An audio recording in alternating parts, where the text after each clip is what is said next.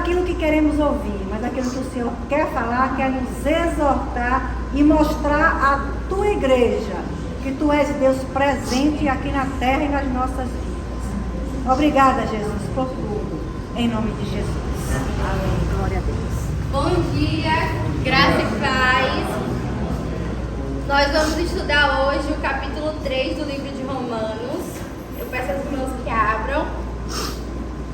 O capítulo 3 do livro de Romanos, para quem já leu, percebeu que é uma continuação do capítulo 2 que o pastor Fábio deu aula sobre Paulo estar falando diretamente para os judeus na carta que ele escreve para a igreja. Todos abriram Romanos capítulo 3? Vamos ler do versículo 1 ao versículo 8. A gente vai dividir em 3 partes a aula. Do versículo 1 ao versículo 8, depois do 9 ao 20 e depois do 21. Do 21 ao 30, se eu não me engano. 31. Vamos lá então. Versículo 1 do capítulo 3. Então, qual é a vantagem de ser judeu? A circuncisão tem algum valor? Sim, há muitos benefícios. Em primeiro lugar, aos judeus foi confiada toda a revelação de Deus. É verdade que alguns deles foram infiéis, mas isso significa que Deus será infiel? De maneira nenhuma. Ainda que todos sejam mentirosos, Deus é verdadeiro. E as Escrituras dizem a seu respeito: será provado que tens razão no que dizes, e ganharás tua causa no juízo. Alguém poderia dizer: mas nosso pecado não cumpre um bom propósito, ajudando os outros a verem como Deus é justo? Não é uma injustiça, portanto, Deus nos castigar? Claro que não. Se fosse assim, como Deus poderia julgar o mundo? Alguém poderia argumentar ainda: mas por que Deus me condena como um pecador, se minha mentira ressalta sua verdade e lhe traz mais glória?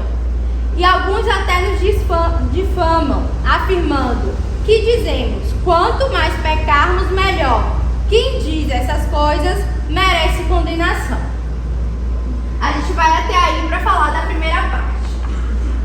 O que nós podemos ver, de versículo por versículo, é que Paulo vai trazer, desde o capítulo 1, do capítulo 2, do capítulo 3, uma mudança de perspectiva.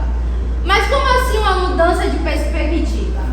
Eu acredito que a Gisele falou no capítulo 1, mas eu vou retomar novamente, o pastor Fábio também, para ficar fresco na memória, de que existia uma igreja fundada em Roma e que eles não sabem, não tem até hoje, falando os historiadores, quem fundou essa igreja em Roma, porque não foi Paulo.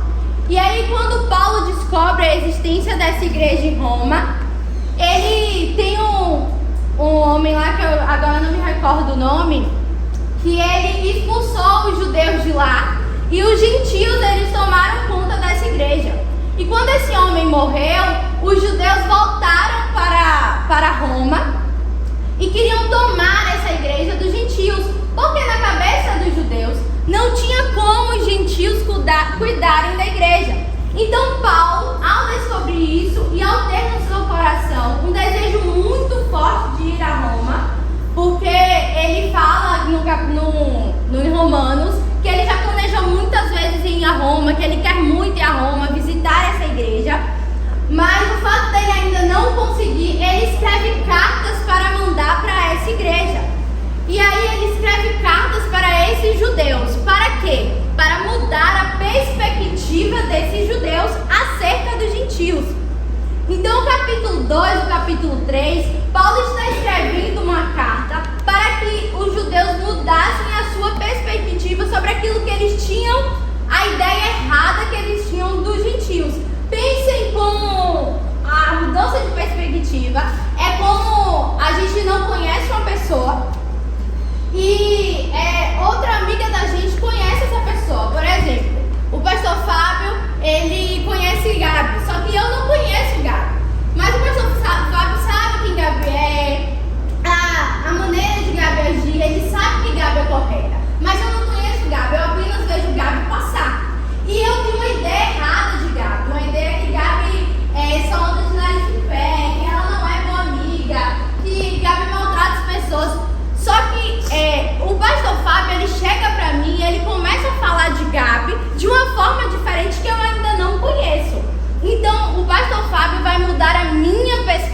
perspectiva sobre quem Gabi é.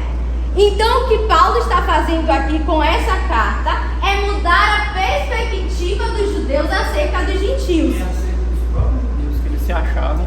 E acerca dos próprios judeus, porque eles se achavam demais. Então, é isso que a gente vai ver no capítulo 3. E aí, logo no início, do versículo, Paulo pergunta qual é a vantagem. Ele pergunta para si mesmo qual a vantagem de ser judeu. Porque assim, você vai ver várias perguntas, mas Paulo, ele não está conversando, ele está escrevendo uma carta. E você me diria, mas Kézia, como é que ele não está conversando e ele está indagando? Porque é uma pergunta. Vários estudiosos vão falar que o início dessa carta é como se Paulo estivesse conversando com ele mesmo, o eu de Paulo antigo, a pessoa que Paulo era. Quem Paulo era antigamente? Ele era perseguidor. Então Paulo está conversando com quem ele era, com o velho homem que ele era, com o atual homem, o novo homem que ele é. Então ele começa a indagar ao próprio velho homem que ele era, porque ele fazia isso. Então é o seguinte, o que ela está tentando dizer sobre isso, sobre essas perguntas e respostas de Paulo, é que o estilo literário que Paulo adotou para escrever a carta dos Romanos é a diatribe, aonde ele escolhe um interlocutor imaginário e começa a fazer perguntas retóricas e responder essas perguntas. E por que é que Paulo faz isso? Paulo, com essas perguntas, ele está fechando as brechas, porque automaticamente, quando essa carta chegasse de posse na igreja de Roma, que eles começassem a ler a carta, os judeus iriam começar a fazer questionamentos, ia começar a fazer perguntas concernentes à carta de Paulo. Quer dizer que nós judeus somos iguais aos gentios e não temos nenhuma vantagem por ser judeu? Então Paulo, conhecendo bem o judaísmo, haja vista que ele pertencia ao judaísmo, ele começou a fazer possíveis perguntas que os judeus fariam, e ele mesmo começa a responder justamente para fechar as brechas, justamente para responder as perguntas antes mesmo delas existirem, Então o objetivo de Paulo é que quando os judeus se levantassem para questionar aquilo que ele havia dito no capítulo 1 e 2, ele mesmo já questionava e respondia no capítulo 3. Exatamente, como o pastor Fábio concluiu. É essa linguagem. Qual é, pois, a vantagem do judeu, Aí, resumindo, que vantagem é que o judeu tem, não é? Porque ele conhece a lei, não quer dizer que ele conhece a lei, que ele quer viver pela lei, que ele vai estar isento do juízo final, entendeu? Então, resumindo tudo, você conhece a lei, mas você não está isento do juízo, Porque para a gente estar isento de alguma coisa, do pecado aqui na terra, o que a gente tem que fazer? Está de acordo com o que Deus quer, Então você é judeu, você conhece a lei, mas por você conhecer a lei, você não está isento do juízo final não, Cuidado. Então é isso que ele quis falar. E aí a gente vai ver agora o que ela vai falar aí. Isso, há benefício sim em ser judeu, mas não da maneira que eles pensam. Isso. Como a pastora falou, há benefício em ser judeu, porque aos judeus foi confiada a escrita e a transmissão da palavra de Deus, mas não da maneira que os judeus pensavam, que por conhecer a lei eles já eram salvos, e inúmeras coisas que eles pensavam sobre si. Existe uma responsabilidade em ter benefícios, só que os judeus eles não entendiam isso como uma responsabilidade. Eles entendiam isso como uma maneira de ter benefícios e ficar lá esperando. Eu tô aqui como se fosse, eu tenho privilégios. E então tá tudo bem, eu não preciso fazer nada. Não, existe uma responsabilidade tamanha em quem tem benefícios. Lá em Lucas, capítulo 12, versículo 48, vai dizer: a quem muito é dado, muito é cobrado. Então sim, há uma responsabilidade. A gente poderia trocar a palavra benefícios e privilégios, porque muitas vezes a gente não consegue separar o que é benefício e privilégio e colocar responsabilidade. A nós foi confiada uma responsabilidade. porque eles não conseguiam entender essa responsabilidade. Eles entendiam como benefícios e privilégios, porque eles tinham a linhagem do Messias, eles tinham o pai Abraão, eles conheciam a lei, as escrituras. Os gentios não, então eles se sentiam superiores por conhecer. Só que o que nós temos que entender é que não é somente o conhecer, a responsabilidade de conhecer, transmitir de maneira correta. Porque fique-se nisso, a quem muito é dado, muito é cobrado. A quem muito chega perto de Deus, muito é estreitado por Satanás. A quem muito começa a estar mais com Deus, a andar com Deus, mais o diabo está atrás, mais está ali afunilando. Por quê? Porque a quem muito é dado, muito é cobrado. Então, era isso que Paulo estava tentando colocar na cabeça dos judeus, que sim, há um benefício, mas o benefício é responsabilidade. E não era essa responsabilidade que eles estavam tendo. E aí vai falar, né, no 3 e no 4, porque alguns judeus deixaram de seguir os mandamentos se o Senhor seria infiel. E aí Paulo fala, não, Deus não é infiel porque nós somos infiéis. E você percebe que Paulo, ele começa a deixar claro o caráter de Deus para os judeus. Porque ele está perguntando, né, retoricamente, perguntas que mexem no caráter de Deus.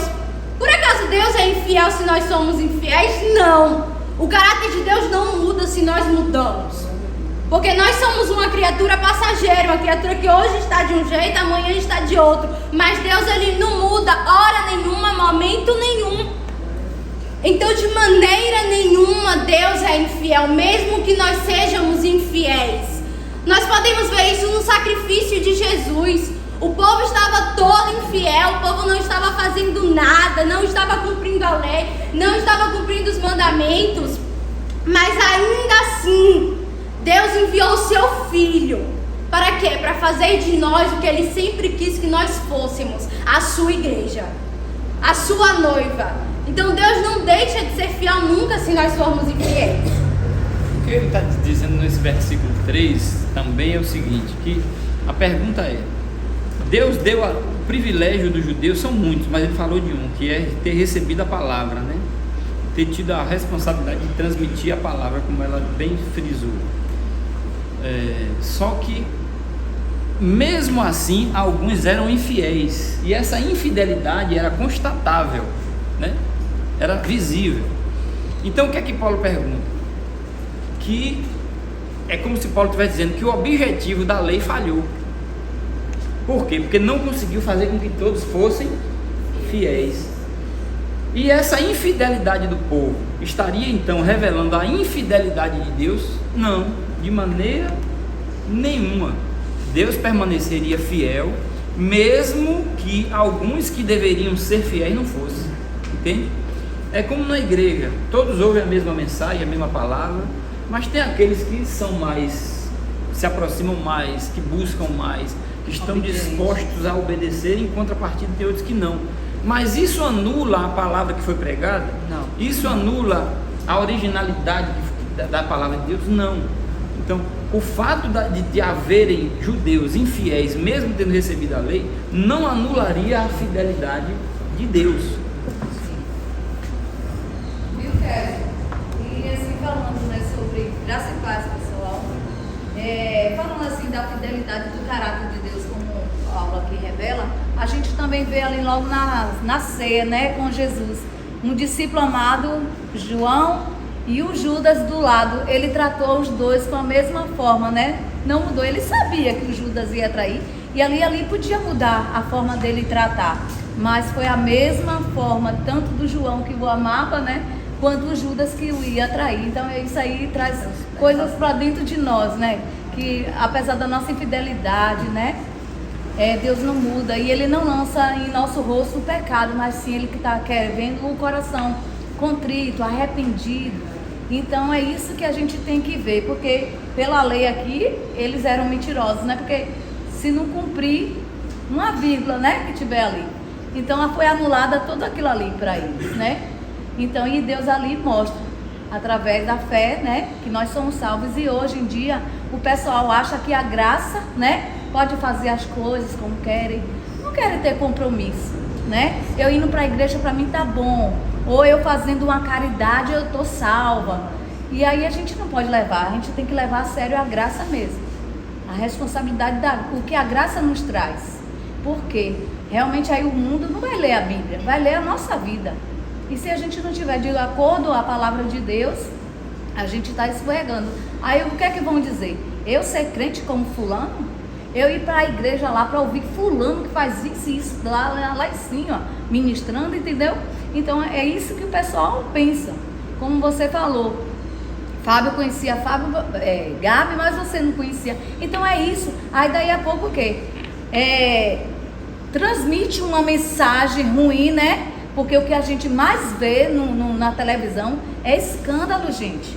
Outro dia aí atrás mesmo, um pastor levando drogas para dentro do presídio, olha aí, e celulares. Aí falou lá, eles fazem questão de botar um homem que diz segundo um pastor. Então é isso, gente, que a gente tem que vigiar para a graça não ser desgraça, gente. Então a gente tem que vigiar muito nós, a responsabilidade nossa como cristã. Porque realmente isso aí, no dia do julgamento, como a pastora falou, no dia do julgamento vai ser cobrado mesmo, né? É essa questão mesmo. As pessoas hoje esqueceram o que é graça realmente.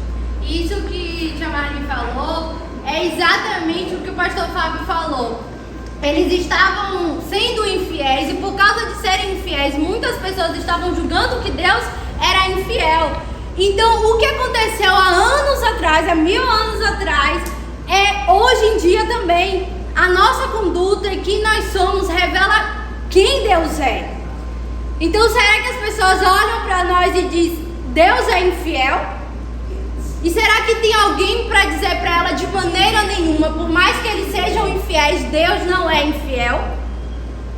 A misericórdia de Deus precisa alcançar essas pessoas. E se não alcançar, será que nós somos responsáveis por levar eles a um lugar que eles não percebam quem Deus é de fato? Porque nós não estamos revelando o verdadeiro Cristo. Nós que somos igreja, não estamos revelando quem Cristo é. É igual quando Cristo pergunta sentado, quem vocês dizem que eu sou? Será que hoje, se a gente sentasse com as pessoas ao nosso redor, com as pessoas que veem a nossa conduta e perguntassem, quem vocês acham que Cristo é através de mim? O que essas pessoas relatariam? Será que seriam coisas boas de ouvir? Ou será que elas não conseguiriam ver a revelação de Cristo em nós? Como Paulo mesmo disse, sejam meus imitadores, como eu sou de Cristo, né? Verdade. Ele mesmo diz. Exatamente. E aí no versículo 5, eles começam a falar do pecado. Paulo começa a falar, né, se os pecados que eles fazem é como se fosse bom pecar. É como se ele falasse assim, por que vocês pecam? Vocês acham que isso revelam quem Deus é? E aí Paulo entra naquele contexto de que para os judeus está tudo bem eles fazerem o que eles querem, porque eles são judeus, porque eles são justos. Então eles estão na maré mansa. É como se o cargo e o título de ser judeu me desse o privilégio de eu fazer o que eu quero, porque eu estou certo em fazer, porque eu sou um judeu e eu conheço. Então ele vai indagar, mas alguém poderia dizer, mas nosso pecado não cumpre um bom propósito, ajudando os outros a verem como Deus é justo? Por acaso o pecado é algum bom propósito? O pecado de alguma alguma maneira ele cumpre um bom propósito? Não, ou ele gera morte física ou ele gera morte espiritual. Então o pecado de maneira nenhuma ele cumpre bom propósito. Mas é como se eles falassem assim, mas isso revela a bondade, a misericórdia de Deus. Então isso é como se espalhasse a bondade de Deus e a misericórdia e fizesse com que as pessoas se voltassem para Deus. Se você anda desse jeito, de maneira nenhuma isto está correto. Porque como o tia Marli falou, muitos diferenciam, não diferenciam a graça do pecado. Muitos não diferenciam. Porque para eles, para essas pessoas, ou até para nós mesmos que pensamos desse jeito, a gente não consegue entender que a graça, ela não me dá o direito de pecar. A graça que o Senhor trouxe sobre nós através de Jesus Cristo é porque se nós pecarmos, nós podemos chegar até Ele, confessar o nosso pecado, e se nós nos arrependermos e deixá-lo, nós alcançaremos. Porque antigamente no templo, como entrava um sacerdote em pecado, ele não saía de lá vivo. Então a graça, ela é de maneira que se eu e você pecamos e a gente entra para ter com Deus, a gente não morre porque está em pecado. Ele nos perdoa. Mas isso não nos dá o direito de pecar novamente. E o pior, e achar que ainda isso está cumprindo um bom propósito. Que essa ainda é a pior coisa que alguns poderiam pensar assim, né? Paulo já está tentando fechar essa brecha. Alguns poderiam pensar que se o pecado revelasse a grandeza de Deus, poderia ser visto como bom. Que ainda tem. Só que, como ela bem falou, nenhum pecado pode ter bom fruto. Exatamente. E achar isso é fatal. É como um exemplo. Vocês já viram alguém jogando lixo na rua e aí você pergunta: por que você está jogando lixo na rua? E aí essa pessoa responde: é porque se eu não jogar lixo na rua, não vai ter profissão para os garis. Eu não vou dar profissão para os garis. Agora me diga, se jogar lixo na rua, eu estou fazendo algo bom, porque senão eu vou tirar a profissão daquele gari. Gente, é como se a gente estivesse pecando para deixar com que Deus colocasse a graça, porque dessa maneira as pessoas vão ser atraídas. Não, essa pessoa não poderia jogar esse lixo no chão, que não é porque nós jogamos lixo no chão que existe essa profissão. Existem outras coisas que eles têm que fazer. Como tirar o canteirozinho da planta que está ali, eles trabalham nisso também, não é só catando lixo. Porque é o nosso dever pegar o lixo e jogar no lixo, porque o lixo tem que ser jogado no lixo. E o nosso pecado, ele tem que ser jogado no lixo. Ele não tem que servir de vitrine para as pessoas. O nosso pecado não é uma vitrine. Fala, irmã. É porque a maioria das vezes nós percebemos que a igreja hoje não entende que a graça, nós não temos esse direito, mas é um favor não merecido. Nós não merecíamos a graça, nós concedemos. É como que alguém olha pra gente e vê que a gente não merece coisa alguma e nos faz um favor. Então devemos dar oportunidade àquele favor que foi dado da graça. E a maioria das vezes as pessoas esquecem, acham que a graça é um direito conquistado nosso e baseado nisso fazemos o que bem quer e entendemos. Como que dizemos, somos filhos do rei, fazemos o que podemos. Não, nós estamos aqui até porque nós não somos desse mundo, nós estamos aqui a serviço do rei e obedecendo a graça e sabemos que foi um favor não merecido. É isso que a igreja precisa compreender, que ainda eu acho que muitos não compreenderam o fundamento da graça. Sim, porque não foi algo que nós fizemos. Foi Jesus que veio e deu e trouxe isso através da cruz. Então não há nada que a gente fez ou faça para adquirir a graça, porque a graça é um favor não merecido. Exatamente, bem pontual o que a irmã colocou. A graça é um favor não merecido. Nós não merecemos a graça e nunca vamos merecer essa graça. E sobre a graça, uma compreensão também equivocada sobre a graça é que,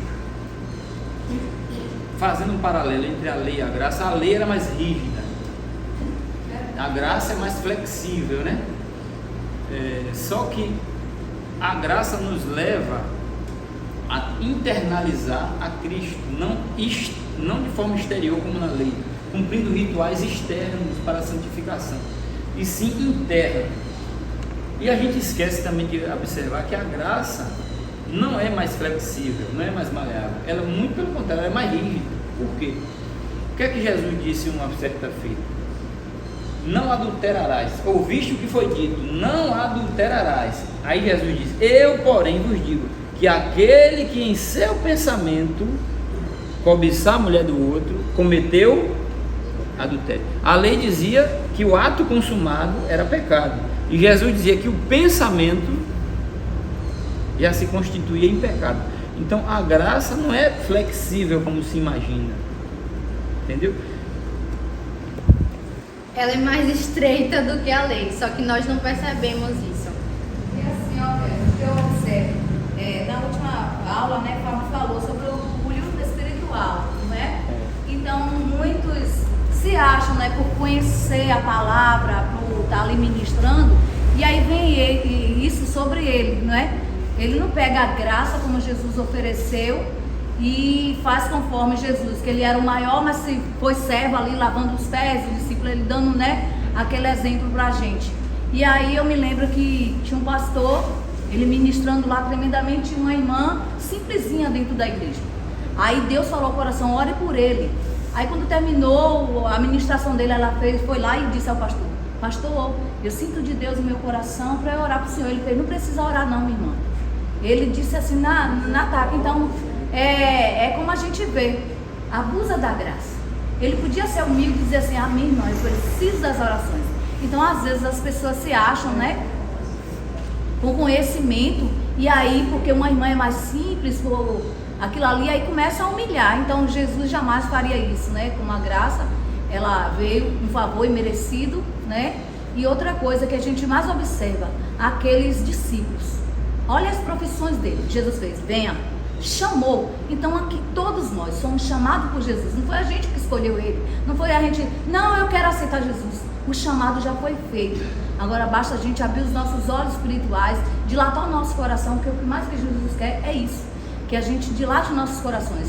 Foi Jesus que me chamou. Então quando a gente está em Deus, a gente sabe quem nos chamou e qual é o papel que nós temos aqui na terra de fazer.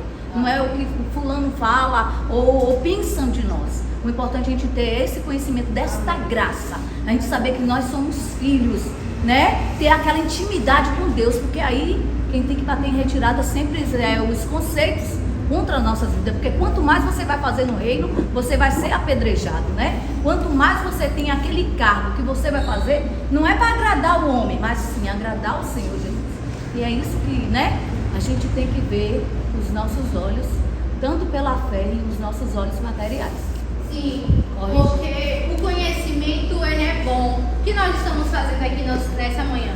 Nós estamos adquirindo conhecimento para saber mais de Jesus. Porque como a pastora sempre fala, o que diz na Bíblia, o meu povo perece por falta de conhecimento. O conhecimento é bom, ele é bom, mas nós não podemos deixar esse conhecimento subir a nossa cabeça, porque nós nunca deixaremos de ser pecadores.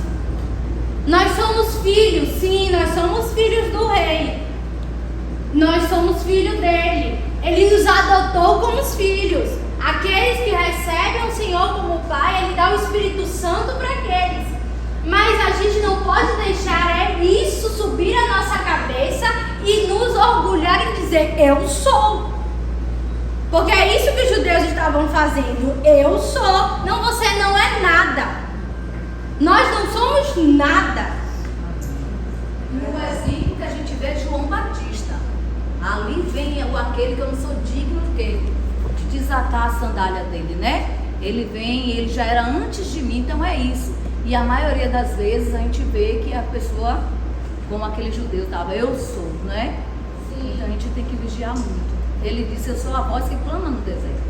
Então é isso que basta para vocês. É o tempo todo no achismo, em quem você é, no seu eu. Exatamente, é sempre o todo meu eu, quem eu sou, meu eu. E aí nós, é como se nós entrássemos em um lugar que a gente fechasse a rodinha somente de de nós cristãos, dos judeus, como os judeus estavam fazendo. Eles estavam fechando uma rodinha só dos judeus. Nós não podemos deixar os gentios entrarem aqui. Nós não podemos fazer com que eles venham entrar nessa igreja. Eles não podem acessar este lugar. Só que não, quando Jesus Cristo morreu por nós, todos podem acessar esse lugar.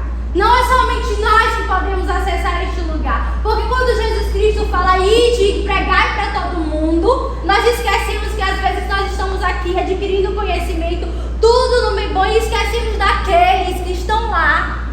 Porque como a palavra de Deus diz, e glória a Deus que o Senhor deixou isso para nós, não existe pecadinho nem pecadão, são todos pecados. Então aquele que está lá, ele também é alcançado pelo favor de Deus. Aquele que rouba, aquele que mata, ele também é alcançado pelo favor de Deus. Porque nós que fazemos um pecadinho, que nós acreditamos, está tudo bem, eu pequei, eu menti, eu fiz algo errado, eu pedi perdão a Deus e eu vou para a igreja hoje, está tudo bem. E aí quando nós vemos algo acontecer com alguém de fora que nós julgamos ser maior do que o nosso pecado, nós julgamos. Nós colocamos essa pessoa embaixo, nós anulamos quem essa pessoa é. Só que não é isso que Jesus faz. E não é isso que Jesus faria.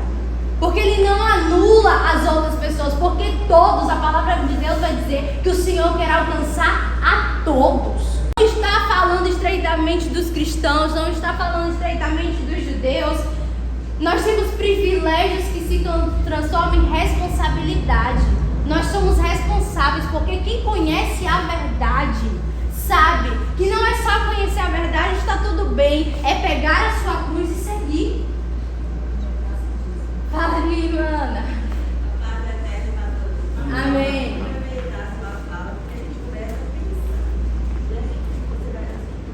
Trazendo a palavra do Senhor, que vai nos trazer o despertamento, porque a graça do Senhor, Ele vem para todos.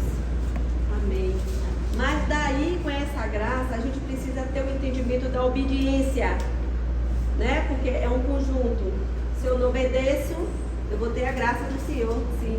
Mas eu vou continuar ainda no pecado? Porque amanhã eu vou estar novamente com a graça? Certo. Mas se você não for liberto, você vai continuar amanhã e depois da manhã e no dia seguinte, nessa mesma imagem. Então, primeiro, vem a graça do Senhor. Segundo, vem a obediência. Terceiro, tem que ser liberto do próprio pecado, para que a gente não continue pecando ou repetindo os mesmos erros, achando que a graça do Senhor está ali todos os dias nessa, como é que eu posso dizer, nessa bem-aventurança que o Senhor deixa para cada um de nós. Exatamente, a graça revela diretamente a nossa obediência a Deus. Porque se nós somos obedientes a Deus, nós amamos a Deus. E nós cumprimos a obediência e aquilo que Deus fala porque nós o amamos. O nosso amor por Deus se revela na obediência. E o amor de Deus por nós, ele se revela também através da graça. E nós não pecamos somente porque está escrito que não se deve pecar. Nós não pecamos porque também nós o amamos.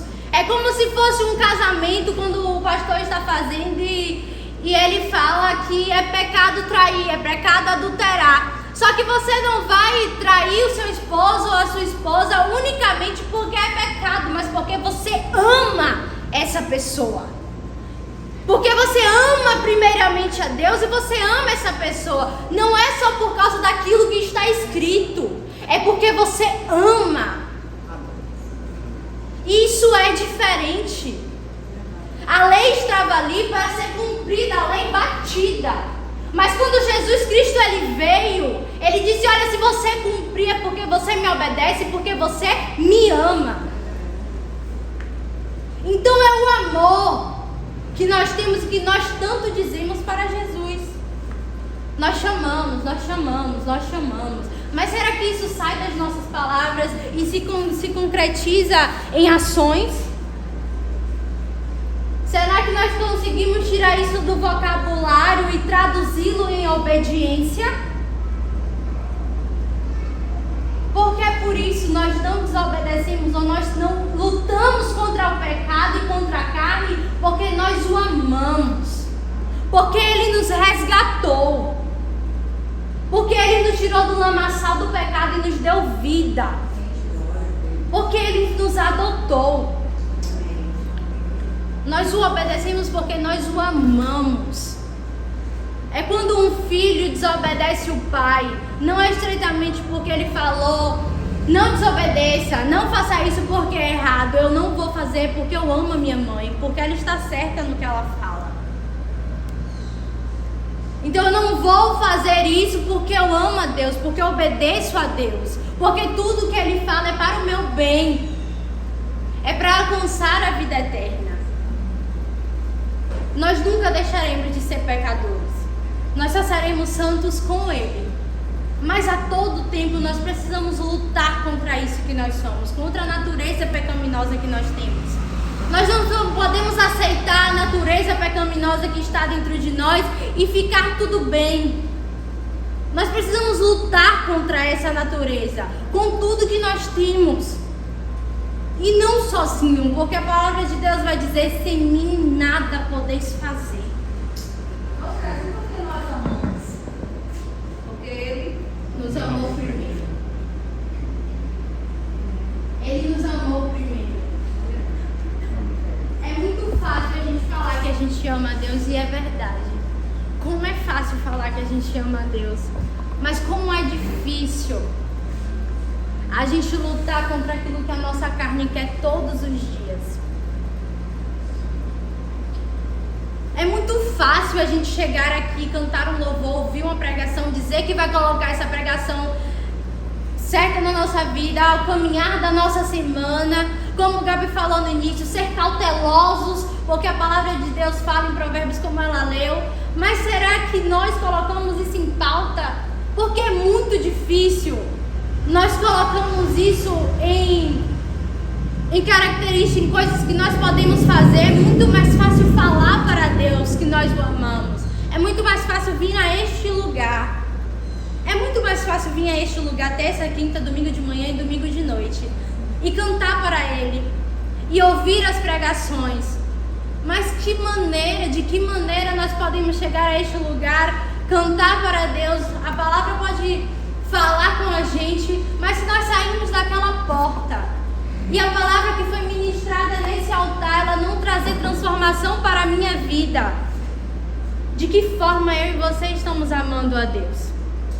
Porque sim, é verdade, é muito difícil resistir à carne, é muito difícil, mas isso revela o nosso amor. Quando eu li isso e eu estava conversando com Gisele, ela falou isso e é algo tão simples, né? Porque nós poderíamos entender isso bem rápido, mas o nosso caminhar do nosso dia a dia, eu nunca percebi eu nunca me atentei, nunca coloquei isso dentro de mim. E agora eu sempre fico reverberando isso desde ontem, quando conversei com ela, que isso revela o meu amor por Deus. E de que maneira estou amando a Ele? Será que é para as pessoas, os meus irmãos da igreja que me veem aqui? Porque para Tia Marlinha é tudo certo me ver aqui na igreja, me ver cantando, me ver ouvindo a pregação. Mas será que na minha casa, no meu trabalho, nas pessoas à minha volta, eu consigo manifestar quem Deus é? E para além disso, eu consigo dizer para Ele, através das coisas que eu faço, que eu amo de verdade? Ou nós só conseguimos vir a este lugar e estamos como os judeus? Está tudo bem, minha igreja, eu sou judeu, eu sou cristão, eu estou numa maré mansa, porque eu já estou aqui. Então o que eu tenho que fazer é só ir para aquela igreja, voltar para minha casa e acabou. Será que nós estamos desse jeito? E aí no versículo 6 vai dizer que Paulo fala: claro que não. Se fosse assim, como Deus poderia julgar o mundo? Alguém poderia argumentar ainda: mas por que Deus me condena como um pecador, se minha mentira ressalta a sua verdade e lhe traz mais glória? E alguns até difamam, afirmando o que dizemos: quanto mais pecamos, melhor. Quem diz essas coisas merece condenação. No final dos tempos, nós sabemos que seremos julgados. Então não tem como os nossos pés pecarmos e ficarmos por isso mesmo. Nós seremos julgados sim. Nosso pecado não revela quem Deus é em sua infinita bondade. Ele revela o quão pecador pecador nós somos, o quão miseráveis nós somos e nós precisamos nos aproximar dele. Ele não é uma vitrine para as pessoas, e sim, Deus nos julga e nós seremos julgados no último dia. O que nós não podemos fazer, estamos batendo na tecla desde o capítulo 1, é julgar as pessoas. Porque só há um juiz. Só há um juiz, que é Deus. O justo juiz. E a justiça de Deus, ela não deve ser de maneira nenhuma questionada. Porque Ele é Deus e ponto. Tudo que Deus faz, Ele é verdadeiro e Ele é certo. É como a batida do juiz que fala lá. É como está consumado. O juízo de Deus, ele é certo. Ele não, de maneira nenhuma, ele é questionado. E se nós questionarmos o juízo de Deus e a justiça de Deus, quem nós somos? Se não filhos obedientes, que não devem questionar o pai acerca do que ele faz ou o que ele deixa de fazer. Porque a justiça de Deus, ela é certa. A justiça de Deus, ela pode não me agradar. A justiça de Deus, muitas vezes, ela não nos agrada. Mas é a justiça correta. Por quê? Porque foi Deus quem fez. É como muitos perguntam: como Deus foi criado? A palavra dele mesmo responde: Ele é. O verbo se fez carne e habitou entre nós. A palavra verbo significa ser. O ser. Ele já existe, ele já é. As crianças mesmo perguntam muito na salinha. Agora que a gente está falando sobre a identidade, sobre a criação. Quando a gente estava falando sobre criou, elas perguntaram: tia, mas quem criou Deus? Criou Deus, tia? Se Deus criou Adão e Eva e no início estava tudo escuro e ele falou: haja luz e houve luz. Mas tia, quem criou Deus? Ele já era, ele já existia. Isso pode não conseguir caber numa mente de uma criança, e aí a gente começa a fazer algumas brincadeiras com ela para poder elas entenderem como puxar uma corda e às vezes nunca ter fim. Isso significa quem Deus é, Ele é infinito. Nós não conseguimos contar Ele. Porque Deus, Ele é. Então Deus é indiscutível. Porque Ele já existe, Ele é. Sabe o que a teoria da ciência ela procurou? Ela procurou explicar a criação do mundo e coisas que aconteceram.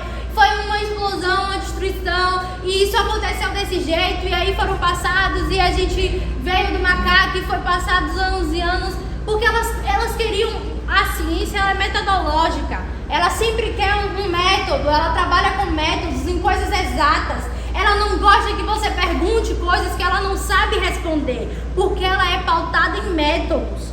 E quando a gente fala a criação do mundo foi Deus, porque Ele disse haja Deus, a ciência se pergunta: mas quem criou Deus? Porque a ciência gosta de métodos. Ela gosta de botar 20 ml de uma coisa, 30 ml de outra, e vai dar tudo certinho. E a criação de Deus, Ele já existia. É um mistério. Ele já existia, Ele já era. Nós nunca conseguiremos explicar a totalidade de Deus. Ninguém explica Deus. Porque Ele é infinito. Tanto que agora, ultimamente, Kézia, um cientista, ele mandou lá, né, essas máquinas lá para o satélite, e ele vendo a criação toda, ele já reconhece que foi Deus que criou. Então, Alguns cientistas reconhecem, sim, a criação de Deus. aquelas coisas, eles ficaram admirados. Então, Eles não conseguiram explicar com métodos aquilo que estava vendo. exatamente. E assim, no início aqui de Romanos, a gente viu isso, né? Que ninguém mais é inocente. Só em olhar uma coisa dessa já sabe que Deus existe. Então é por isso que Deus não vai ter ninguém por inocente. Então as coisas vão sendo abertas, né? Os olhos vão sendo abertos e Deus se manifestando da forma dele. Porque quem explica Deus, né? Quem conheceu a mente do nosso Senhor? Abacuque fala. Então, olha a profundidade das riquezas e da sabedoria. Ninguém. E outras coisas. A Bíblia aqui não foi tudo escrito, porque não ia caber, gente. Então, tem coisa que vai ser revelada lá no céu, no dia do juízo. E isso que nós nos importamos. E um dia ver Jesus face a face. Tem gente que quando a gente pergunta assim, e aí quando você for para o céu, quero andar na rua de hoje. Nem diz assim, ó, eu quero ver Jesus face a face. Os interesses, sempre é interesse, entendeu? Mas a gente tem que ter essa certeza de um dia a gente ver o Jesus face a face como ele é. Meu sobrinho, Micael, mesmo estava dizendo, tia, tem uma menina aí que está revelando o rosto de Cristo e tal. Isso é engano, meu filho. Ninguém viu. Jesus nunca se manifestou justamente para isso aqui. Isso é um segredo, né? De um dia a gente estar lá no céu e ver Jesus como ele é. Não é? Então é isso. O mundo sempre vai ter interrogações. O porquê, né? Como é, mas jamais vai ser respondido. Porque tem coisa que só cabe a Deus mesmo, não é o ser humano. Nossa mente não ia suportar. É limitada. Nós somos limitados.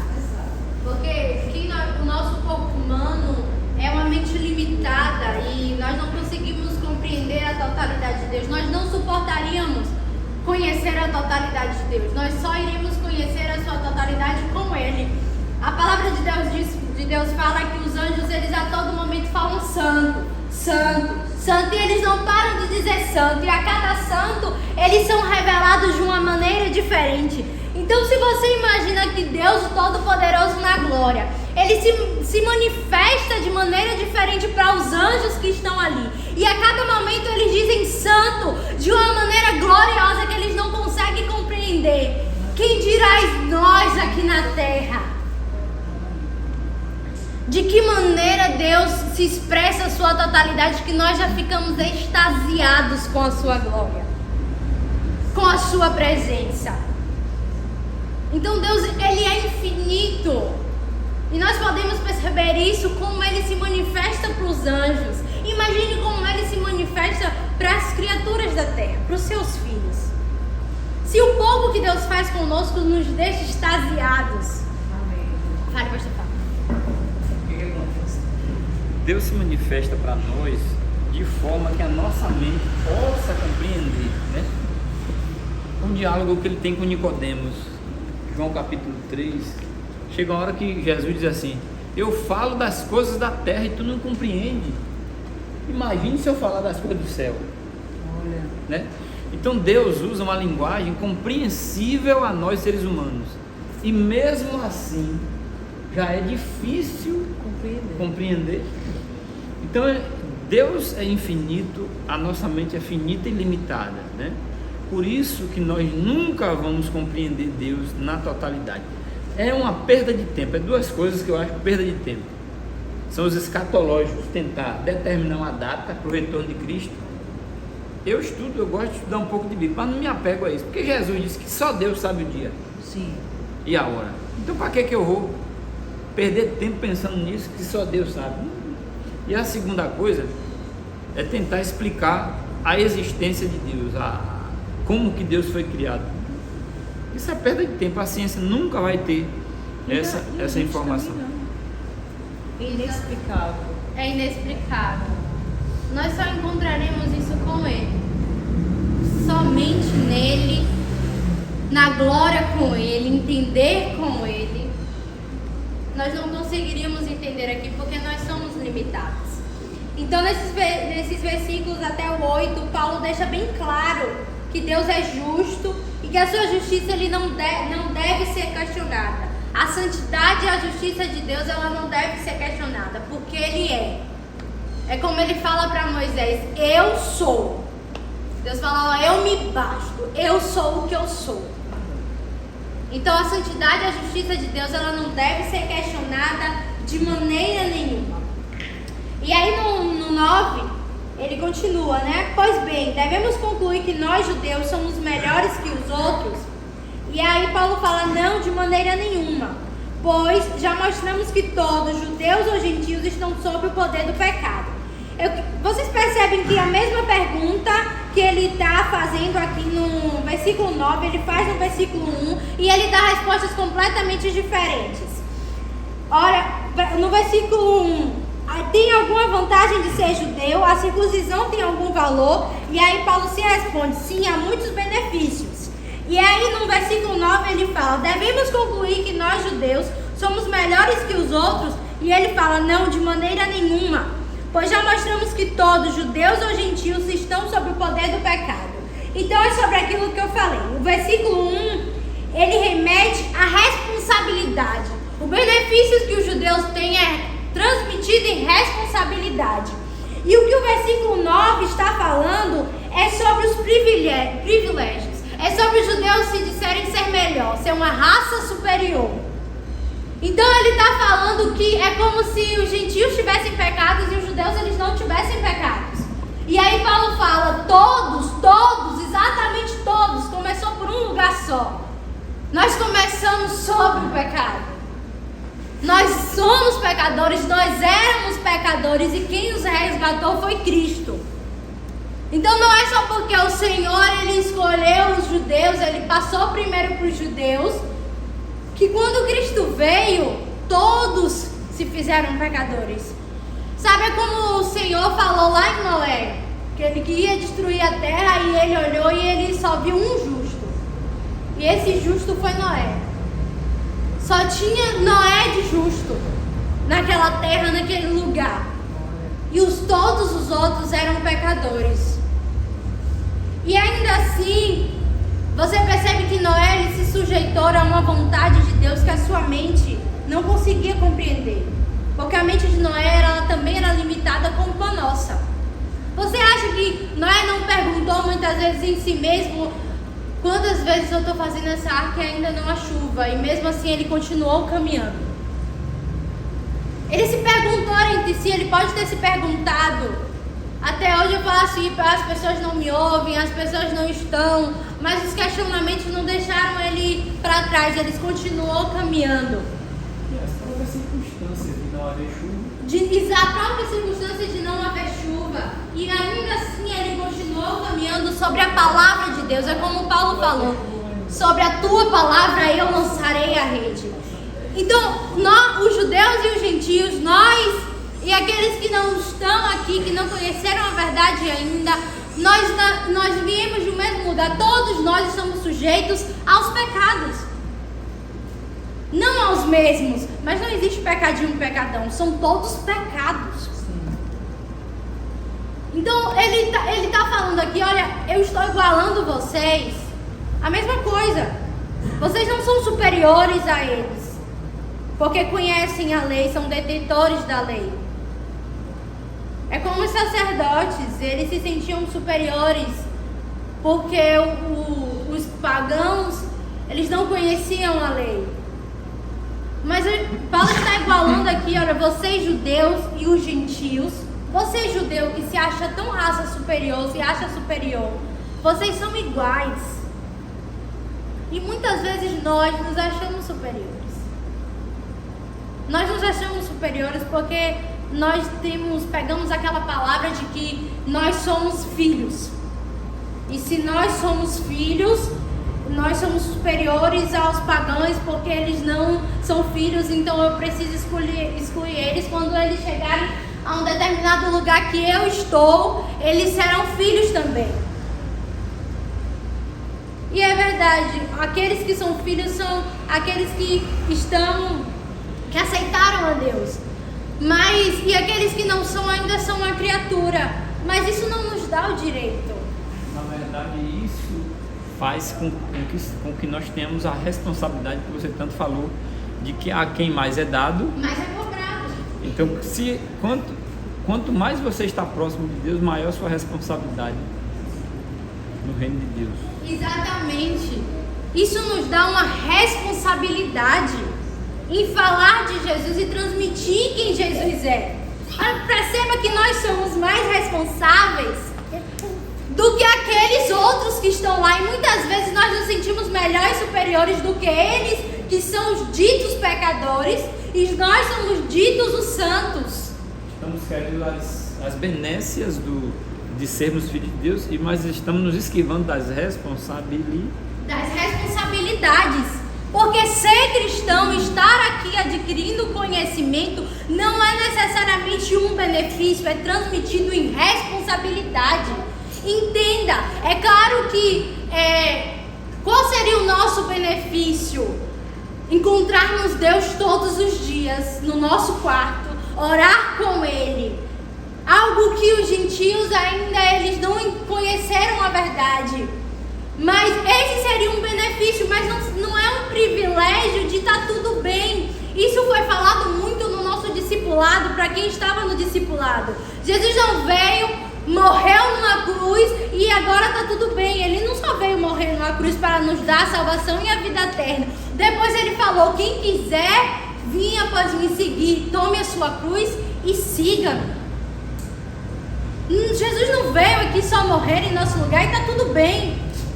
Ele veio também para que quem quiser seguir Ele, quem quiser ir com Ele, não é só ir, é tomar a sua cruz, é lutar contra si mesmo e seguir Ele. Porque o que nos diferencia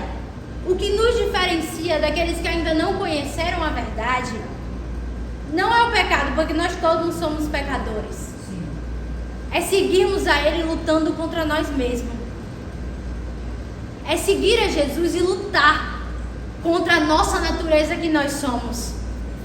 Porque entenda que nós todos somos pecadores.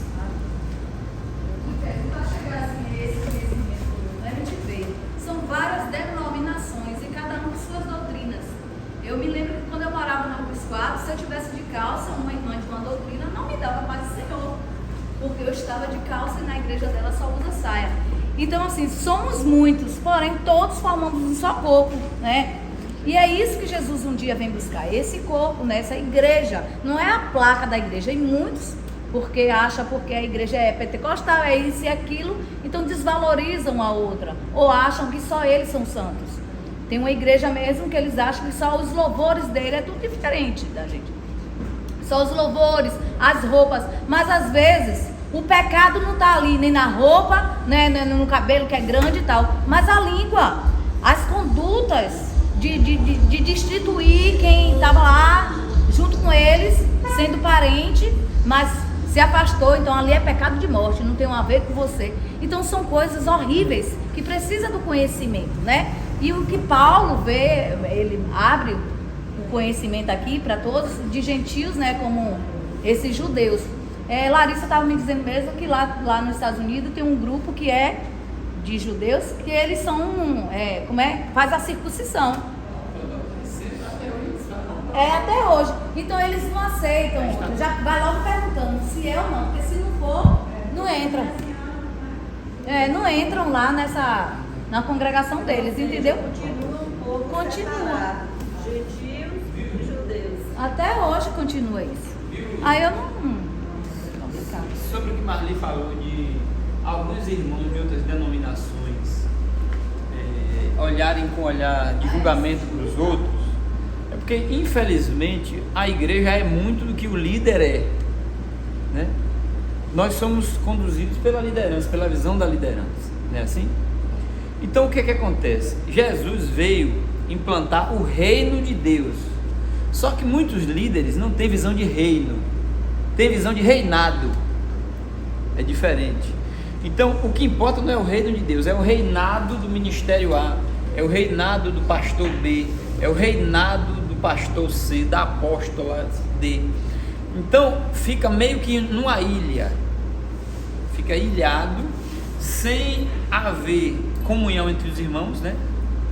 Por quê? Porque o que vale é o que é feito no nosso reinado, no nosso cercadinho. E às vezes, o que acontece? Existe essa diferenciação, porque se todos tivessem visão de reino, iria entender que todos os cristãos, né, lavados e remidos pelo sangue do Cordeiro, fazem parte do mesmo reino de Deus, e não do reinado de alguns ministérios ou de alguns pastores. Então, Deus não vem implantar reinado, Ele vem implantar reino.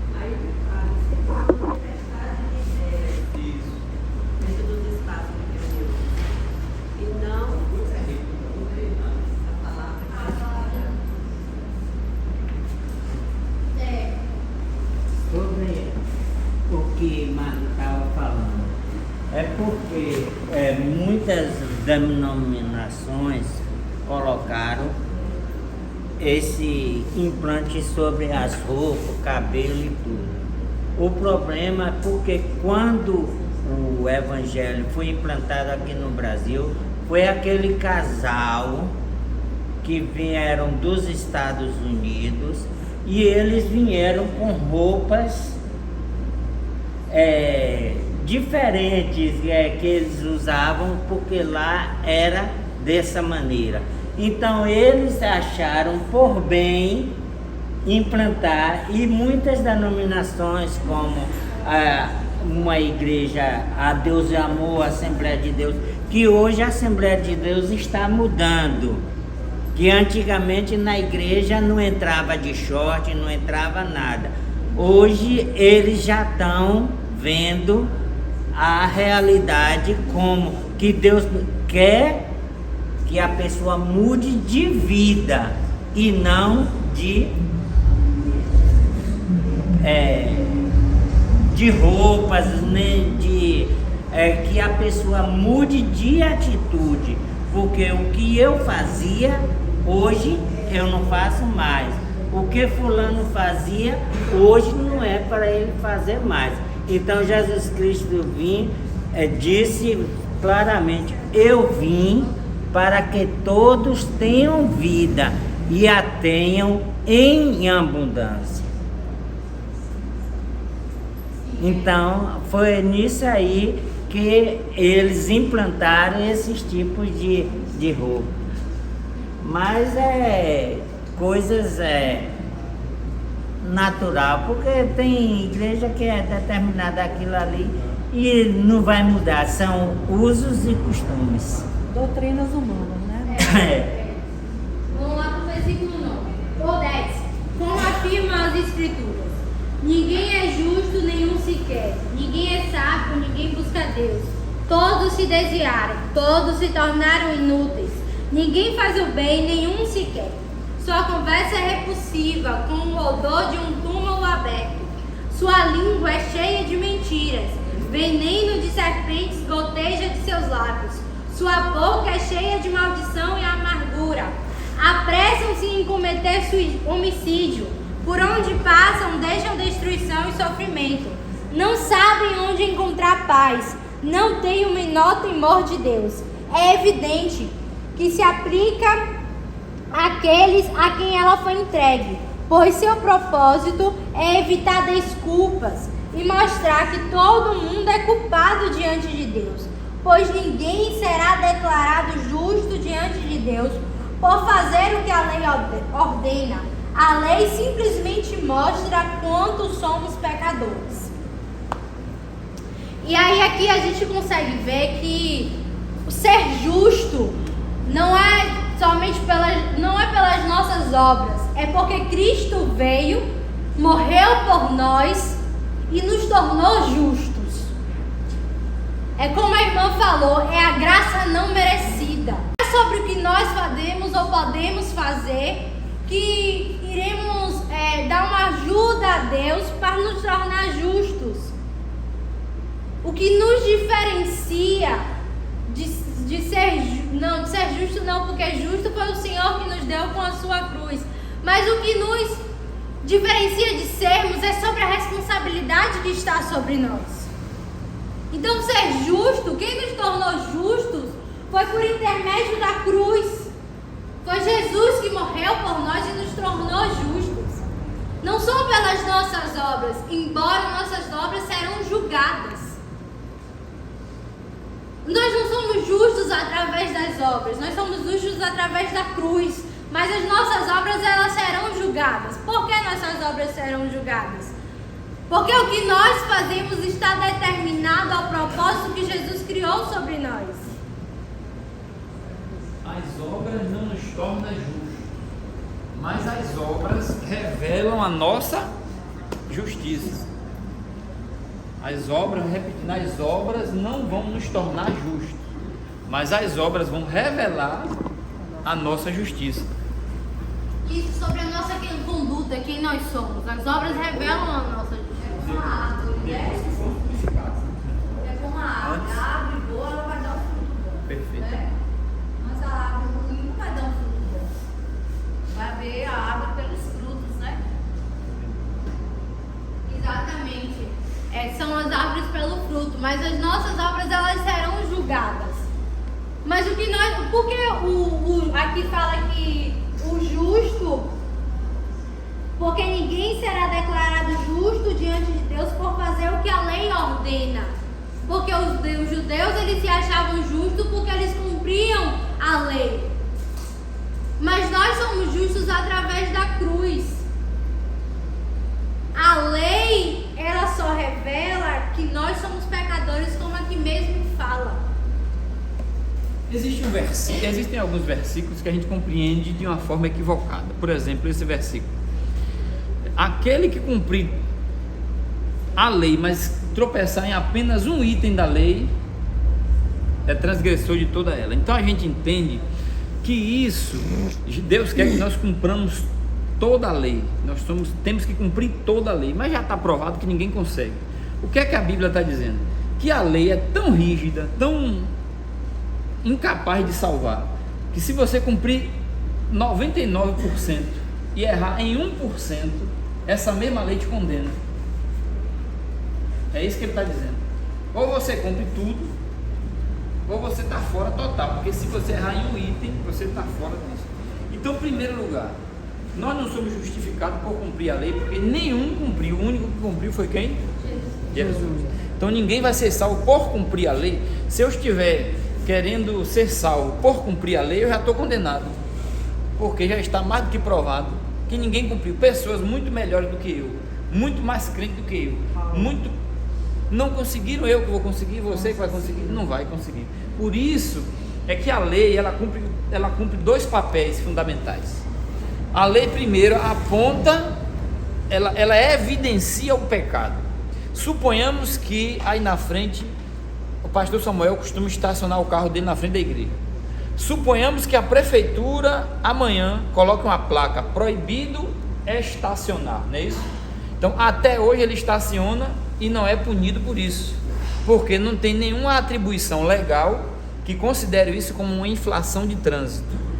Mas a partir do momento que a placa existir, e se ele estacionar, ele está infringindo a lei. Então a lei serve para evidenciar nossas falhas, e a lei também serve para nos mostrar que nós não somos capazes de cumpri-la.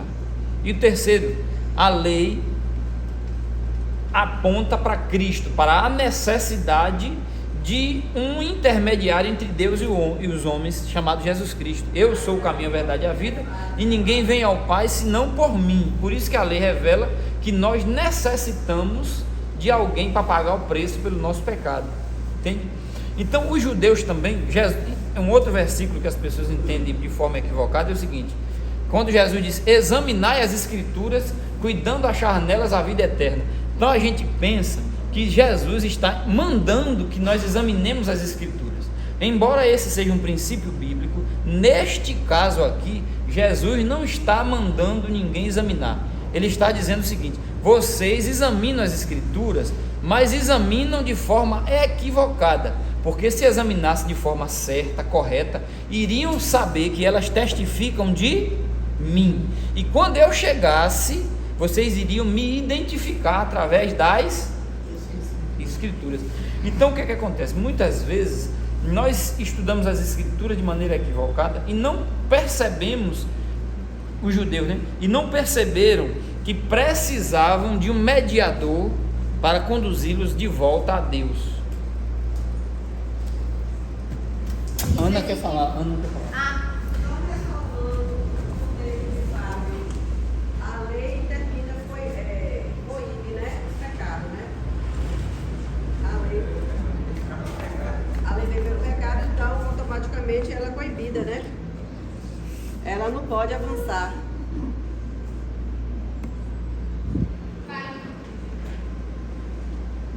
Deixa eu falar, repassando o que o pastor falou. Geralmente na minha família as pessoas começam a dar muita risada quando a gente vai em uma viagem. Até mesmo quando eu saía de Salvador e vinha com já determinado momento que eu vinha para o enterro até de um parente, um querido meu aqui em São Antônio, Chegava meu irmão, chegava meu cunhado e todos davam risada. Dizia, Mônica não vem? Não, tá vindo. Mas vocês não se preocupem não, que ela vai chegar em cada placa, em cada coisa ela vai dizer, ali é 80, aqui é 60, aqui é 40, aqui é 100. Eu sempre disse a eles, a partir do momento que eu respeitar as leis de trânsito, olhar tudo que está ali, até esse momento eu creio que Deus está comigo. A partir do momento que eu desobedecer, é por minha conta. Então, o que aconteceu, eu não posso perguntar a Deus o porquê, porque eu já sabia o que foi que eu fiz de errado. Então, o irmão está certo. A lei é exatamente, é você cumprir as normas. Não é você ficar dizendo, eu sou... As pessoas, ultimamente, tem aquela coisa, quando chega num lugar, esquece que ele tem nome, sobrenome e CPF. Ele se apresenta, eu sou crente. Deixa que o mundo saiba que você é crente. Se apresente como um cidadão que obedece regras, leis e costumes. Porque é isso que é o mundo que tem que saber quem nós somos. Porque a Bíblia diz que somos sal da terra e luz do mundo. Eu não preciso me apresentar às pessoas quem eu sou. Deixe que Deus te apresente segundo a você cumprir as normas e éticas. É assim que eu vejo o cristianismo. Sim. Exatamente isso. A justiça de Deus, ela veio por intermédio de Jesus Cristo a todos que neles queiram. Todos foram justificados de forma gratuita pela graça. E aí a gente vai entrar no conceito de justificação. Justificação é uma declaração que você é justo, diferentemente de ser absolvido. Absolvido é quando o réu está lá sendo julgado e o juiz, ele entende que o réu, ele é absolvido porque a acusação ela não é legítima. Só que a acusação sobre nós, ela sim é legítima, porque quem trouxe essa acusação que nós somos pecadores antes de Jesus Cristo foi Deus. Então quem está fazendo a própria acusação sobre nós antes de Jesus morrer foi Deus. Então a nossa acusação sobre nós, ela é legítima. Só que quando Jesus vem e ele morre por nós que somos o réu, que estávamos sendo acusados por Deus, nós não somos absolvidos porque ele simplesmente fala que não é verdade a acusação que estava sobre nós. Não, a acusação que estava sobre nós, ela é verídica, ela é verdadeira, porque todos somos pecadores. Só que nós somos justificados através da cruz, porque a justificação é uma declaração de que nós somos justos e ponto. É diferente da absolvição. Então, o justo que está falando aqui no capítulo 3, a justificação que está falando no capítulo 3, é sobre a cruz, é sobre Jesus que nos tornou justo através da cruz, e não porque não fomos absolvidos, porque não era verdade o que nós fazemos, ou o que os nossos antepassados fizeram. Sim, eles pecaram. É como se Deus, ele desse um presente à criação e falasse, olha, eu vou remir todos vocês através do meu filho. Eu vou colocar o pecado de todos vocês no meu filho. Ele vai ser entregue numa cruz e o pecado de vocês serão perdoados através dele.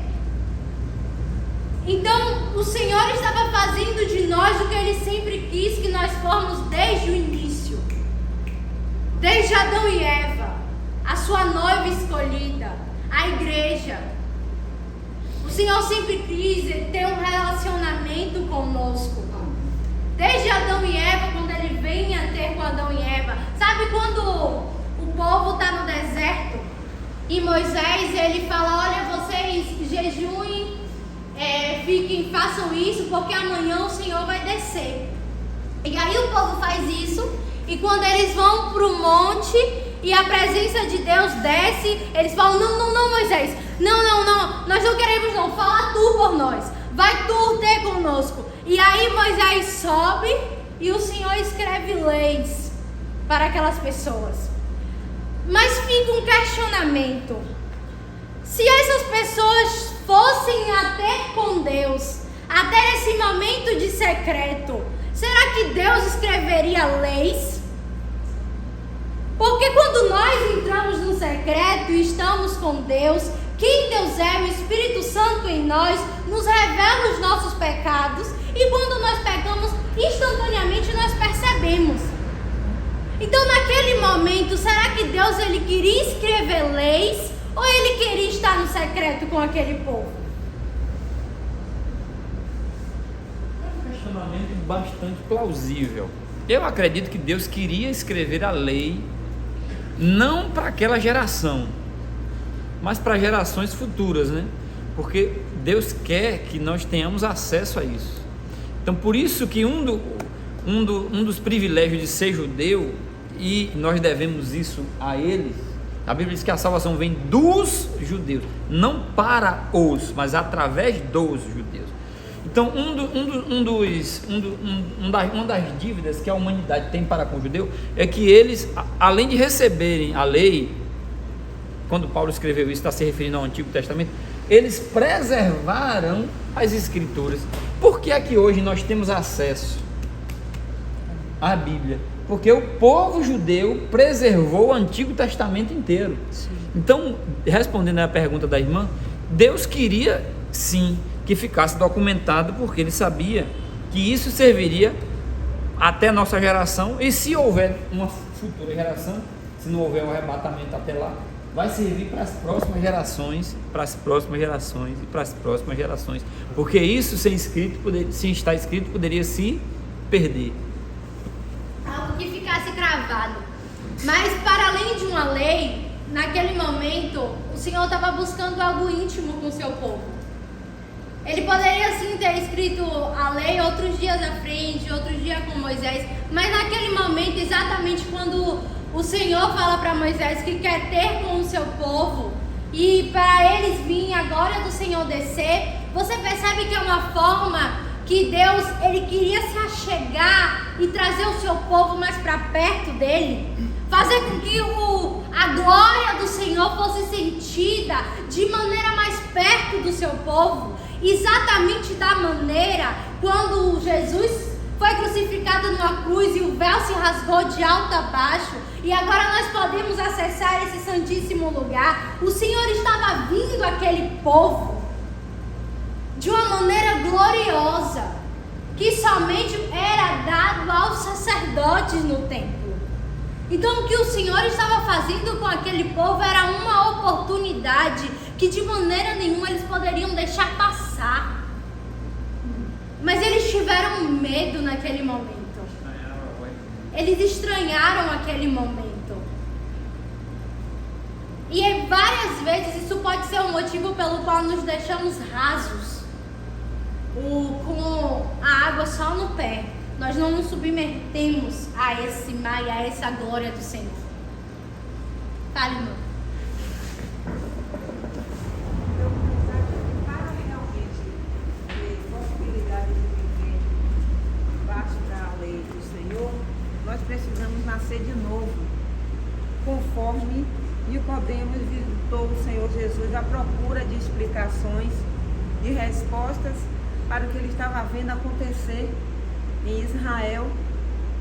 Ele sendo um rabino, ele sendo um mestre da lei, um estudioso, um professor, com toda uma reputação digna, mas de repente ele começou a observar Jesus, os feitos de Jesus, e viu que ele tinha que aprender mais. E ele vai procurar o Senhor. E ali o Senhor diz a ele que é necessário nascer de novo para ver o reino de Deus. Nascer da água, nascer do Espírito. Porque aquele que é nascido de Deus vence o mundo. Aquele que é nascido de Deus vence o pecado, vence os erros, as falhas da dificuldade e pode obedecer ao Senhor. Então é necessário um novo nascimento para realmente ser uma nova criatura e ter a Jesus como Senhor e Salvador e poder ver o reino de Deus e se preparar para um dia poder entrar no reino de Deus. Na quinta-feira a missionária Ana pregou aqui sobre isso, sobre os frutos da carne, do Espírito, sobre o pecado, sobre uma vida de santidade, uma vida no Espírito. Ali a irmã deu o exemplo da viagem, observando as placas.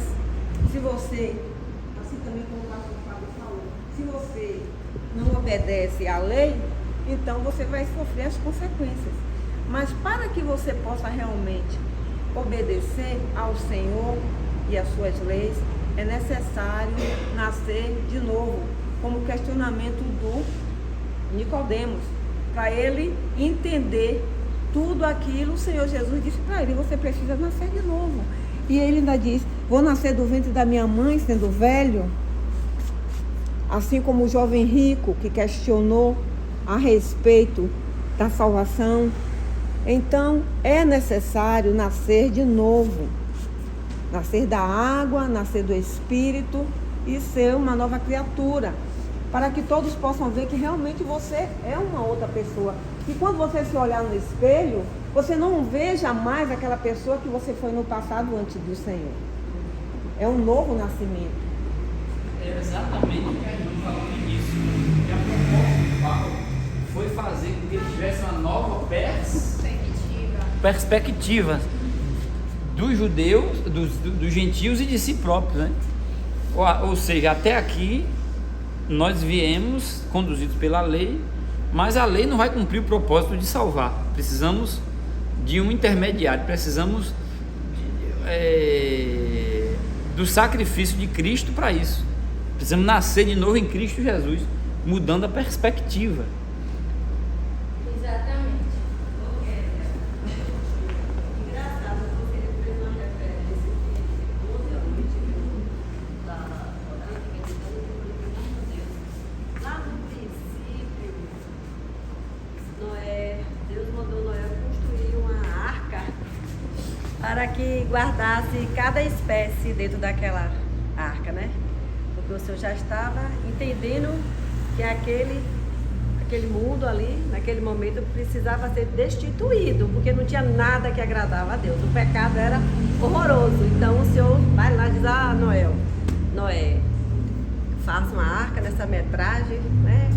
E coloque todas as criaturas, né? Todos os animais que tenham vida, né? De casal. Cada casal naquela época que tinha, ele direcionou para entrar na arca. Depois entrou a família de Noé e o Senhor mandou o anjo fechar a arca, né? E aí a chuva cai e foi destituído tudo aquilo. Eu falei: meu Deus, naquele tempo Deus acabou com tudo. Deus não queria saber de nada, estava tudo no pecado. Eu pensando ontem à noite, né? Aí eu volto e me pergunto: e hoje a gente continua no pecado? Conhecendo a graça de Deus, esse dom gratuito de Deus, né? Essa graça que o Senhor, quando ele foi para a cruz, rasgou-se o véu do templo, não é isso? Então nós tivemos acesso à liberdade direta com o Senhor, sem precisar fazer os usos de sacerdote, enfim. E hoje a humanidade continua no pecado, né? Ela continua, a gente consegue entender tudo isso aqui que está escrito, que é para direcionar a vida do povo, dos cristãos, principalmente aqueles que estão querendo caminhar com Cristo. Você vê que eles continuam no pecado como igreja, né? Como igreja, eles ainda continuam. Aí eu fico perguntando, né? Sim, a graça do Senhor veio. E por que é que nós ainda continuamos no pecado? Por que é que o homem, por que é que a comunidade ainda continua desse jeito? Se lá no início o Senhor instituiu tudo por muito menos. E hoje a gente vê uma proporção bem maior do que anteriormente. Só para a gente entender antes e hoje, né? Mesmo que isso aqui. Nós continuamos pecadores. Mesmo tudo que o Senhor fez, né? No tempo de Noé. E aí começou tudo de novo. E aí veio mais uma noção de pecados. E aí por Jesus trouxe essa graça. Mas sim, nós continuamos pecadores. Por que nós continuamos pecadores? Ela perguntou? É isso? Se for, por que continuamos pecadores? Porque continuamos necessitando da graça de Cristo. Isso. Se a gente parar de ser pecador, a gente para de precisar de Cristo. É exatamente. O pecado revela como nós precisamos de Deus. O pecado nos revela um lugar que nós precisamos do Senhor. Entendeu? Por que você continua trabalhando? Porque você continua precisando do salário. Por que eu continuo pecando? Porque eu continuo precisando da graça. Eu continuo precisando do Senhor. Porque se eu fosse perfeito e deixasse de pecar, eu não ia precisar do Senhor. Nós somos totalmente dependentes. Eu preguei aqui uma vez no curso dos jovens que muitas vezes quando somos jovens e nós almejamos a maioridade, Nós sempre ouvimos a questão da independência. Olha, você vai ser independente. Olha, você vai crescer e vai ser independente. Olha, você precisa ser independente. Só que quanto mais nós tornamos conhecimento de quem nós somos, nós precisamos ser ainda mais dependentes de Deus. Porque aí se revela o que Deus vai querer através de nós. Porque não vai ser a minha independência querer fazer o que ela quer. É a minha dependência em Deus, de já ter noção de quem eu sou e do mundo, e perguntar ao Senhor quem eu serei, o que eu farei, como Ele quer que eu faça. Ou seja, esse conhecimento vai revelar nossa pequenez e a grandeza de Deus. Amém, Jesus. Então é exatamente isso, é uma dependência. Pecamos porque nós entendemos que o nosso pecado é uma sujeira e nós precisamos nos tornar limpos em quem Deus é. Então, a gente vê ali a realidade da cruz, né? Jesus sendo santo, sendo justo, se fez injusto por nós, né? A gente vê a culpa e a grandeza do perdão sendo revelada ali na cruz do Calvário. Então, a justificação é essa, né? Porque Deus é amor, é misericórdia, mas também é justiça. Então, por isso que existe a lei. Porque todo pecado vai ter o quê? As consequências, né? Então, Deus poderia perdoar a humanidade devido ao pecado que Adão e ficasse por aí. Mas existe a justiça também. Um homem mata alguém, ele vai ser preso, né? Pelo o ato que ele fez, mas ele pode alcançar o perdão através de Jesus. Então, foi isso. A realidade da cruz é isso aí, né? A culpa sendo encontrado pela grandeza do perdão. Todos nós somos culpados, destituídos da glória de Deus, mas Jesus veio, se fez injusto, culpado por nós. Então é isso que a gente tem que reconhecer. Não é servir a Jesus porque tem que fazer isso. É esse amor brotar dentro de nós, né? Essa intimidade de dizer não, eu estou aqui por amor, como o Kézia falou desde o início. Então tem gente que acha que ser crente é por obrigação, é porque é filho de crente, é filho, né, de pastor, tem que ser isso. Não. É por isso que a gente tem que levar essa graça através da oração. Porque a salvação, ainda bem que a salvação é individual. Não temos que pensar, ainda bem. Vamos continuar orando para que a salvação, a graça alcance as pessoas. Aquilo ali é um infeliz, não tem jeito não. Tem sim, porque não foi a gente que escolheu, não foi ele que escolheu, foi Jesus. Então é por isso que a igreja tem que ser diferenciada em amor e misericórdia, né? E atos, não abandonar, não dizer assim, se ele vem, amém, se ele não vem, amém. Não podemos dizer isso, amém também, não temos que aceitar isso. A gente tem que lutar por isso, não. A graça veio para todos e nós cremos, Senhor, que Tu é a graça, alcança lá onde estiver, não é? A gente vê o exemplo de Aldo. A mãe era evangélica da Assembleia de Deus, orava, né? Saiu com ele foi perdido, criança, ficou pelo mundo, nem conhecia, né, os pais, porque ele cresceu lá ali no mundo, mas ela nunca cessou de orar e pedindo ao Senhor. E todo mundo dizia, lá vai a mãe que esqueceu o filho na estação do trem. E ela era criticada, e ela orava. E o pai, a partir do momento que ela perdeu aquele filho, ele disse, a partir de hoje não sou mais crente, como se atribuísse, né, a crença dele em termos de estar tudo certinho. E aí, depois de 20 anos depois, ela orando, pedindo ao Senhor, esse Aldo teve um encontro, foi terrível, morreu, ressuscitou, porém teve um encontro, o pastor sempre ia lá na prisão, e ali ele aceitou a Jesus em um congresso. Deus falou com ela à noite, que ele ia trazer aquilo que ela orava há 20 anos atrás. E em um congresso Deus revelou o filho dela. E ali o pai aceitou a Jesus, voltou e disse que verdadeiramente Deus existia. A irmã que diz, mãe, para de orar. Tantos anos que a senhora ora, não tem mais jeito. Então é assim que a gente tem que fazer, perseverança, amados. Obediência, perseverança, o que Deus mais cobra de nós é perseverança. Às vezes a gente ora por algo e aí não está acontecendo, esquece daquele algo, não acredita. Mas a gente tem que viver o tempo todo na perseverança, através da fé, né? Isso, através da fé. Vamos ao finalizar aqui rapidinho. Versículo 21. Agora, porém, conforme prometido na lei de Moisés e dos profetas, Deus nos mostrou como somos declarados justos diante dele, sem as exigências da lei. Somos declarados justos diante de Deus por meio da fé em Jesus Cristo. E isso se aplica a todos que creem, sem nenhuma distinção, pois todos pecaram e não alcançaram o padrão da glória de Deus, Mas Ele, em sua graça, nos declara justos por meio de Jesus Cristo, que nos resgatou do castigo por nossos pecados. Deus apresentou Jesus como sacrifício pelo pecado, com o sangue que Ele derramou, mostrando assim sua justiça em favor dos que creem. No passado, Ele se conteve e não castigou os pecados antes cometidos, pois planejava revelar sua justiça no tempo presente. Com isso, Deus se mostrou justo, condenando o pecado, e justificador, declarando justo o pecador que crê em Jesus, podendo então nos vangloriar de ter feito algo para sermos aceitos por Deus? Não, pois nossa absolvição não vem pela obediência à lei, mas pela fé. Portanto, somos declarados justos por meio da fé e não pela obediência à lei. Afinal, Deus é Deus apenas dos judeus?